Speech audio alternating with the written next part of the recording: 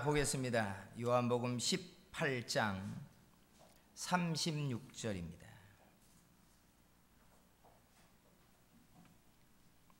요한복음 18장 36절 말씀입니다.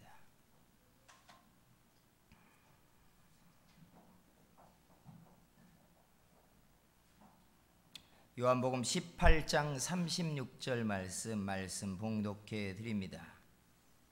예수께서 대답하시되 내 나라는 이 세상에 속한 것이 아니니라. 만일 내 나라가 이 세상에 속한 것이었더라면 내 종들이 싸워 나로 유대인들에게 넘겨지지 않게 하였으리라.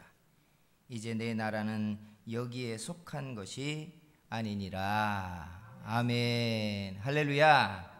부활의 은혜와 생명이 우리 교회와 여러분의 심령에 가득하고 여러분의 육체에 힘있게 채워지게 되기를 축복합니다.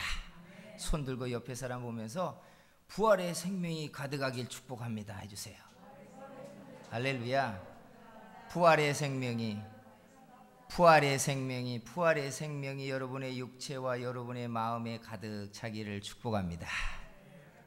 예수님을 경험한 사람들이 자신들을 뭐라고 표현했냐면 부활의 증인이라고 말했어요. 우리는 부활의 증인이라. 그래서 우리 신앙생활이 갈 길이 참 멉니다. 이런저런 은혜도 받고 체험도 하고 하나님의 은혜도 경험하며 살지만 우리 속에도 딱 품어져야 되는 확신이 나도 부활의 증인입니다 하는 믿음이에요. 여러분, 예전에 은혜가 막 흘러차고 넘치던 시대에 어떤 분들이 나 천국에 갔다 왔습니다 하는 분들이 간혹 있었잖아요. 그게 뭐 부풀려진 이야기든 자기만의 이야기든 간에 어쨌든 그런 확신을 가지고 말한다는 게 얼마나 대단한 믿음이에요. 그런데 어떤 이들이 나는 부활의 증인입니다 라고 말했다면 이게 얼마나 놀라운 이야기예요. 여러분, 우리에게도 나도 부활의 증인입니다 라고 말할 수 있는 이 믿음과 확신이 우리 교회와 여러분에게 일어나게 되기를 주의 이름으로 축복합니다. 기독교는 부활 전 신앙과 부활 이후 신앙으로 완전히 갈려요. 그 차이가 있어요. 왜냐하면 부활 이전 신앙은 부활을 통하여 일어나는 하나님의 나라의 일들을 말로만 들었던 걸 믿는 신앙이었어요. 그러니까 말씀으로 하신 하나님의 나라와 생명에 대한 것을 믿는 신앙이 부활 전의 신앙이었어요. 그런데 부활을 경험하고 난 다음의 신앙은 그렇게 구약시대에 하나님이 하신 생명과 하나님의 나라에 대한 약속들을 보고 만지고 경험한 사람들의 신앙으로 바뀌기 시작했어요.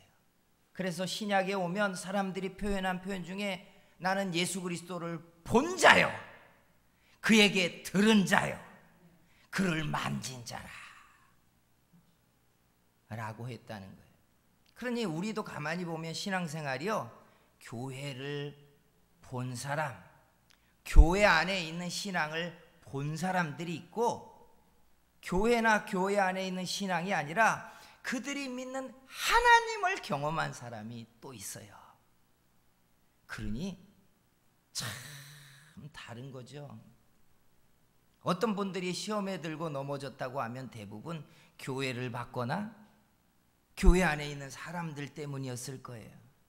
그런데 신앙은 이런 외형이 아니라 그 안에 자기 하나님을 본 자요, 만진 자요, 그에게 들은 자의 신앙이 참입니다. 이게 부활신앙이에요. 우리가 이런 은혜가 오늘 이 말씀들을 통하여 가득 차고 일어나게 되기를 주의 이름으로 축복합니다. 오늘 우리가 읽은 이 본문에 예수님이 내 나라라는 말을 2번 하셨어요. 오늘 부활절인데 왜 이런 말씀을 하나 하지만 이 부활은 과거에 예수님이 일으켰던 첫 번째 표적을 우리가 지금 계속 추억하는 신앙이 아니라 이 부활이 우리들에게 주고 있는 중요한 신앙적 터닝 포인트, 중요한 의미를 우리에게 계속해서 주고 있기 때문에 중요한데, 그게 바로 나라와 관련되어 있다는 거예요. 나라. 예수님이 오셔서 사람들에게 소망과 희망도 줬지만 실망을 준 적이 있어요. 그게 뭐냐? 처음에 예수님이 오셔서 예수님에게 기대한 그 기대 가운데는 우리가 이 오랜 압제 가운데에서 자유를 찾고 나라를 일으키고 유대인의 그 왕국을 이 땅에 건설할 것이다 라고 하는 기대를 가진 사람들은 예수님의 사역이 끝으로 갈수록 실망했어요. 심지어 내가 예루살렘에 올라가서 대제사장과 제사장과 관원들에게 잡혀서 많은 고난을 당하고 죽임을 당하리라 라고 할 때는 성경에 보니까 많은 사람들이 돌아가 버렸어요. 기대가 아니었다는 거예요. 예수님은 이 땅에 유대인의 나라나 민족주의자들이 기대하는 것 같이 자신의 세상을 건설하려고 오신 것이 아니라 하나님의 나라를 오게 하려고 오셨어요. 그래서 내 나라라는 말은 굉장히 중요해요. 우리가 세상에 살면서 그리스도인의 사명이라고 말하는 것이 세상과 하나님 나라 사이에 두 발을 딛고서 이 땅에서 빛과 소금이 되거나 하나님의 의가 강과 하수처럼 흐르게 하기 위한 소명감으로 사는 거잖아요. 믿으시죠? 그런데 그 소명감이 이 땅에서 이루어질 수 있나요? 정직하게 얘기하자면 이 땅에 강과 하수가 의가 강과 하수처럼 흐르게 하거나 빛과 소금이 되어서 세상이 썩지 않고 하나님의 나라가 되게 하는 일은 소망일 뿐이지 이루어지지 않아요. 왜죠? 두 가지 이유가 있어요. 첫째는 우리가 살고 있는 이 세상이 알곡과 가라지로 이루어진 세상이기 때문에 그래요. 여러분은 다 알곡, 하나님이 심으신 하늘의 씨앗으로 난 믿음의 사람들인 줄 믿습니다. 그런데 이렇게 하나님의 사람들만 있는 게 아니라 세상에 악한 자가 마귀의 자식들을 심어서 밭에서 함께 자라고 있다고 성경은 분명히 이야기했어요. 그러니 우리는 이 땅에 하나님의 나라가 이루어지고 소명을 가지고 의가 강과 하수처럼 흐르게 해서 세상이 평화롭고 공의로운 나라가 되게 하고 싶지만 세상은 빛과 어둠이 함께 있다고요. 그러니까 절대로 우리가 지금 살고 있는 세상은 의와 하나님의 말씀이 강과 하수처럼 흐르게 되지 않아요. 둘째 이유가 있죠. 갈라디아 5장에 이야기하면 성령의 일을 누가 방해해요? 사람의 육체의 소욕이 방해한대요. 육체의 소욕은 누가 또 가로막아요? 성령이 육체의 소욕을 가로막는다고 했잖아요. 그러면 어느 한편이 이기면 되잖아요. 여러분 이기고 사나요? 못 이겨요. 기도 좀 하고 은혜를 받으면 성령의 사람처럼 사는데 이 육체를 제압하고 살고 하나님의 뜻대로 살 것 같은데 그렇게 안 살아져요. 어느 날 보면 내 육체에 내 영혼이 사로잡혀서 내가 원하지 않는 죄 가운데로 흘러가고 있고 정욕에 사로잡혀서 살다가 하나님께 또 와서 손들고 회개하고 있잖아요. 그러니까 우리의 육체 가운데 살고 있는 이 시간은 하나님의 뜻대로 다 되지 않아요. 그러니까 지금 이 육체로 살고 있는 지금의 세상은 하나님의 나라가 되지 않아요. 주님은 이 땅에서 주님의 왕국을 이루려고 오신 게 아니에요. 주님은 주님의 나라를 오게 하려고 오셨어요. 이게 부활과 밀접한 연관이 맺어져 있어요. 그래서 이 부활을 떠올릴 때 우리는 나라와 연관해서 중요하게 정리해야 될 게 있어요. 그게 뭐냐? 첫째, 하나님의 나라가 내 나라입니다. 믿으십니까? 예전에 참 살기 어렵고 IMF 이후에 민주화도 잘 안 되고 할 때 사람들이 흔히 하는 말이 헬조선이라고 했잖아요. 그리고 똑똑한 사람들은 뭐 한다고 했어요? 이민 간다고. 근데 여러분도 아시다시피 요즘은 역이민이 유행이래요. 외국에 나가보니까 우리나라가 지금 얼마나 잘 살고 질서가 잡혔고 안정되고 복지가 좋은지 들어오려고 한다는 거예요. 더 많이 들어온다는 거예요. 외국에 나가보면 우리 대한민국이 얼마나 좋은 나라인지 몰라요. 애국심이 막 뿜뿜뿜뿜 일어납니다. 이게 우리가 살고 있는 지금 우리의 나라예요. 그런데 예수님이 우리에게 주기도문을 가르치시면서 그 기도의 첫 문장이 뭔 줄 아십니까? 하늘에 계신 우리 아버지여 이름이 거룩히 여김을 받으시오며, 그 다음 뭐예요? 나라에 임하오시며. 우리의 믿음이 커서 주님의 나라를 위해 손들 긋고 예전의 믿음의 선배들처럼 여러분 저녁에 노을만 보아도 주님 나라가 올까 하고 기대하는 그만한 믿음은 아니어도, 우리가 믿든 안 믿든 주기도문을 할 때마다 우리는 무슨 기도를 하고 있냐면 나라가 오게 해달라고, 주님의 나라가 이 땅에 임하게 해달라고 우리는 구하고 있다는 거예요. 그러니까 예수님이 우리에게 주신 복음의 가장 알갱이로 들어가면 우리에게 이루게 하고자 하는 믿음의 소망은 주님의 나라예요. 세상을 변화시키고자 하는 게 아니에요. 주님의 나라를 오게 하려는 게 주님의 꿈이었고 뜻이었어요. 성도 여러분, 그 나라가 내 나라입니다. 믿으십니까? 내 나라예요. 제가 가끔씩 선거철이 될 때마다 하는 말이지만, 선거를 위해서 일하는 사람들의 저 열심만큼 하나님 백성들이 열심을 내지 못하는 것 같아서 나는 부끄럽다고. 저들은 그 5년의 권력을 얻으려고 얼마나 애를 쓰는데, 우리는 우리 주님이 오셔서 보좌 위에 앉으셔서 이 땅에 주님의 나라가 이루어지게 해달라고 우리가 해야 될 우리의 일이 있는데 그 부끄러움이 있다고. 여러분, 세상 나라도 이렇게 열심히 사는데 우리가 품어야 되는 것은 하나님의 나라가 바로 저와 여러분의 나라입니다. 그 나라로 옮기기 전까지 우리가 여기에 있는 거예요. 이 소망이 여러분에게 가득 차고 흐르게 되기를 축복합니다. 그런데 이게 부활과 무슨 연관이 있느냐? 놀랍게 주님의 나라가 첫째 부활의 백성들과 연결된다는 거예요. 지금 이 몸을 가지고 주님의 나라에 들어가서 주님의 나라를 시작하지 않는다는 거예요. 그래서 예수님이 이 땅에 오셔서 주님의 나라를 시작할 때 제일 먼저 일어나는 하나님의 은총은 부활인 줄 믿습니다.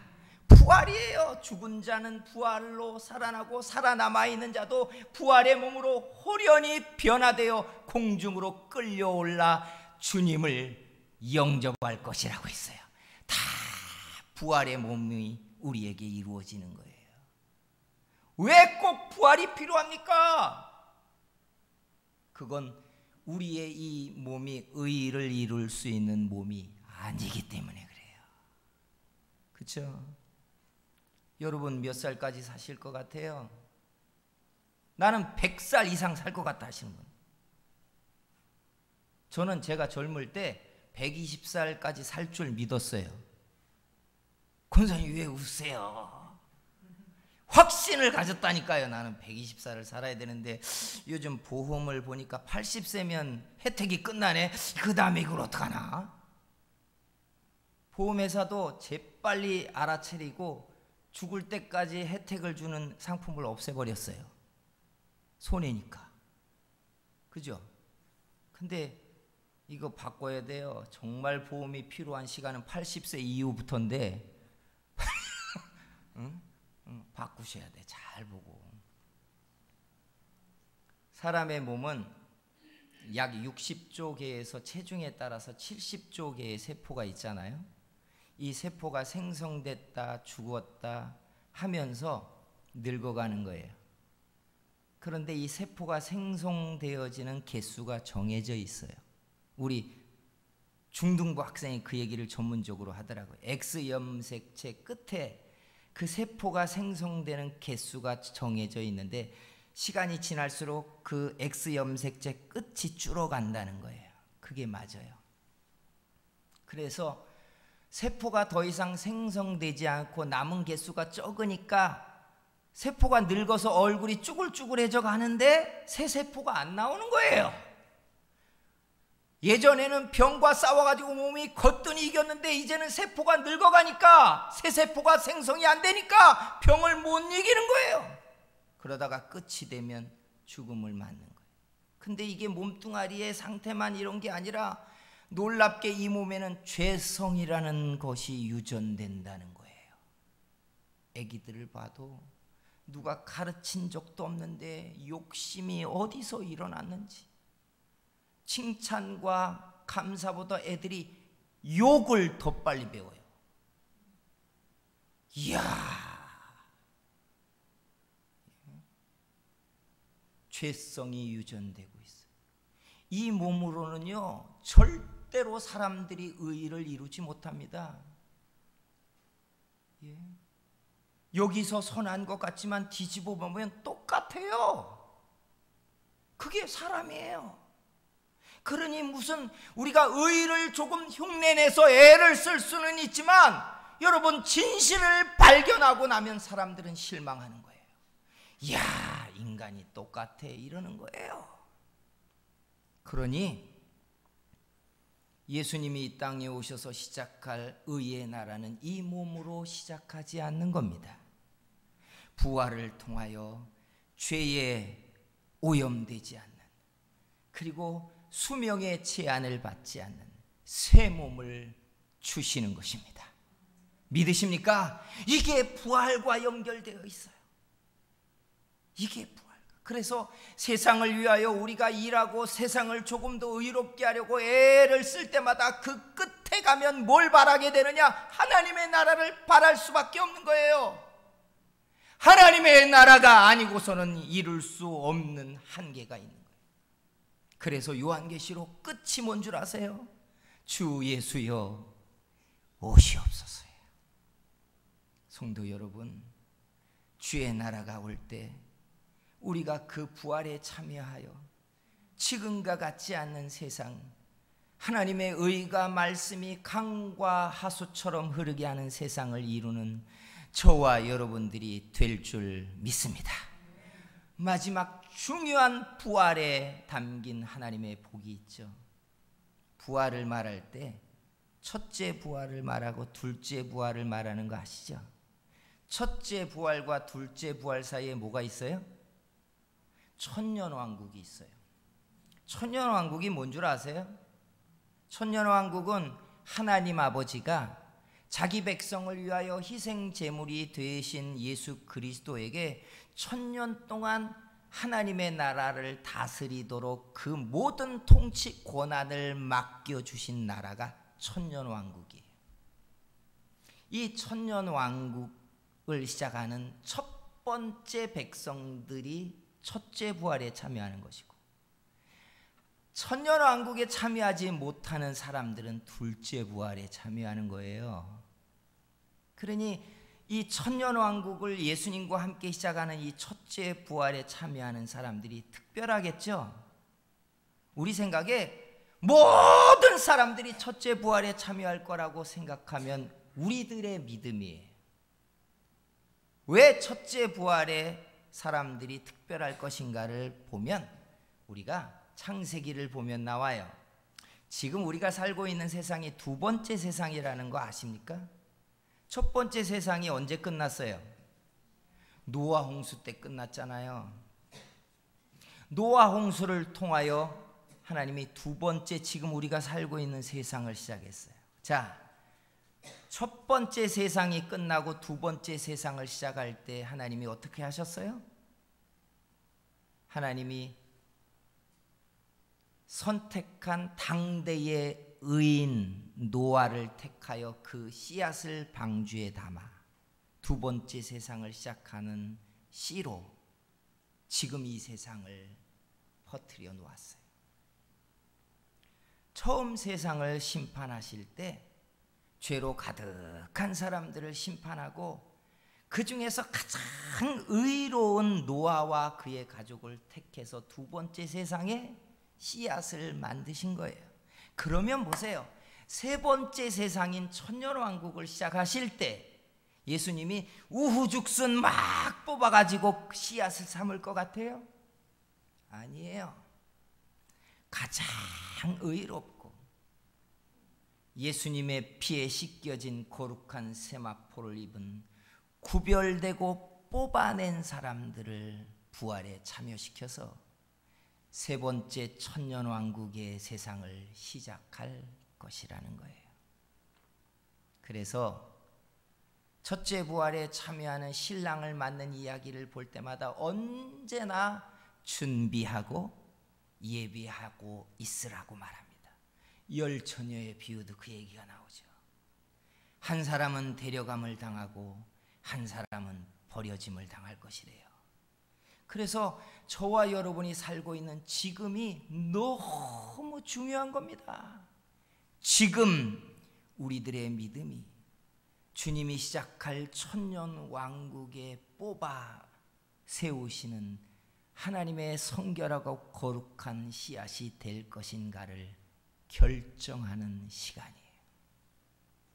그래서 요한계시록에 보면 첫째 부활에 참여하는 자를 누구라고 그래요? 복이 있는 자라 했어요. 성도 여러분, 부활절을 지킬 때마다 2000년 전에 예수님의 부활의 사건을 역사적으로 파고 들어가 그걸 증명할 그런 이야기를 들을 것이 아니라 예수님의 부활이 내 부활에 대한 기대를 갖게 하는 소망을 품게 해야 돼. 저와 여러분에게 부활이 남아 있습니다. 단지 첫째 부활에 참여할 것인지 둘째 부활에 참여할 것인지를 결정할 거예요.